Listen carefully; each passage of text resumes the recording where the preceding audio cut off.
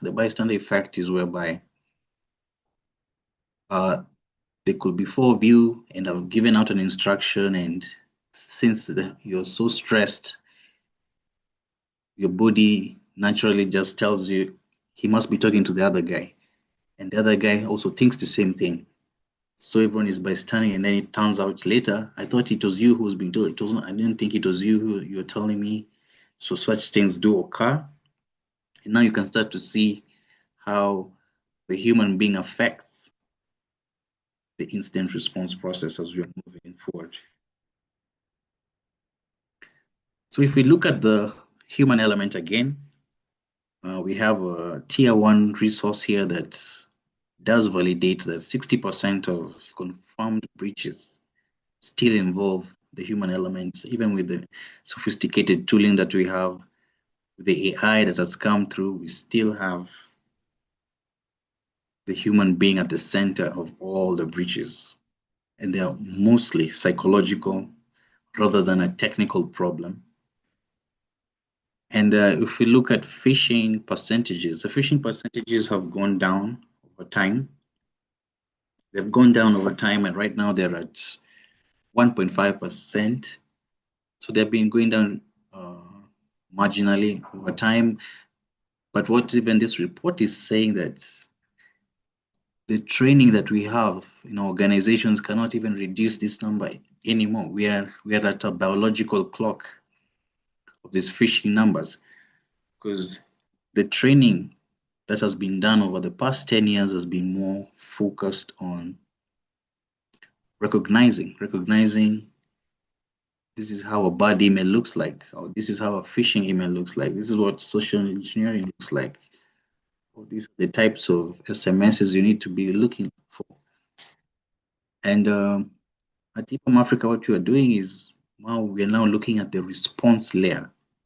So since we have this 1.5%, and with all this training that has been done over a decade, people are still clicking.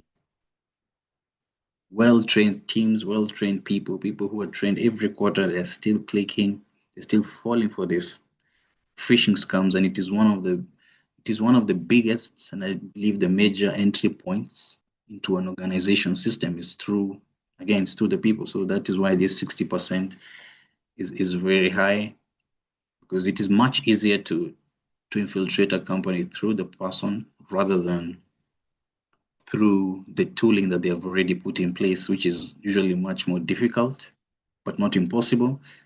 But again, 60% means the other 40 is for technical intrusions. So 60% is the human intrusion, and this constant barraging of employees saying that they're the weakest link, it causes, again, learned helplessness. Just think, I will just do this course again. Oh, I've clicked the link. They're going to send me another link and ask me, try to read this one, do this one, so that next time it will be much better. But it's really, the impact is getting low and low.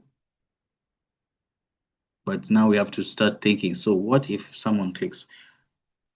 Do we have people in our team that will report it in 4 minutes or in 70 minutes? That makes a whole difference. And that is where also this authority gradient that I was talking about earlier comes into play. As you can see now, the human being, the organizational structures in place, the policies in place, like even the verification systems that the risk departments puts across, we find that they lack an accompanying social cost. So for example, if you want to say, for me to approve 20 million shillings, you have to confirm with the CFO.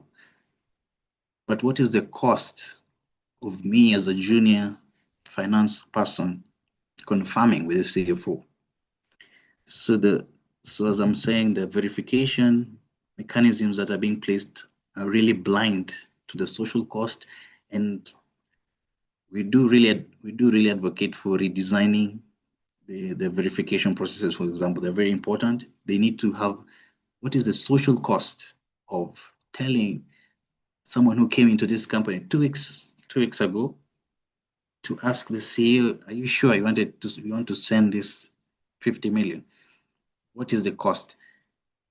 Because a human being will start calculating and saying, this is such a burden. It requires massive courage for me to question the CFO. It will start looking like I am trying to say the CFO is incompetent, is not careful. That is the social cost of these policies that we are putting in place and forgetting what does it cost for that person to see it. So most of the time, when you come back and do the audits, the person does not ask. What we don't know, it is the social cost of asking is extremely high. The authority gradient is very high. There are no protocols in place that allow me to speak to someone who's 5 or 10 levels above me. And I've been given that job of verifying the one who's pressing send. Because you see, psychologically also how phishing works, it operates with urgency and the desire to be helpful. So the reason also they don't ask or they do not confirm is because they don't want to interrupt the process. Being the person who is being told to authorize the payment, and you have to now start questioning, are you sure? Can we go back? I need to get a firm confirmation from the CFO that this is what you're supposed to do. The human being is not designed to operate on dissent. They prefer to work with consensus. Again, those are the social costs that surround this phishing. Now we are moving, you're seeing how the human being is really involved and what ends up in your table. So if we just zoom out globally, we can see the cost of breaches. The average worldwide is 4.4 million. In US, it's already a record high of 10 million. Healthcare is around $7 million. And if you look here at the bottom, this is the amount of time it takes to contain a breach at any given time. It takes an average of 158 days for a company to know they've been infiltrated. That's the first thing. And after they notice, it will take an average of 83 days to contain it.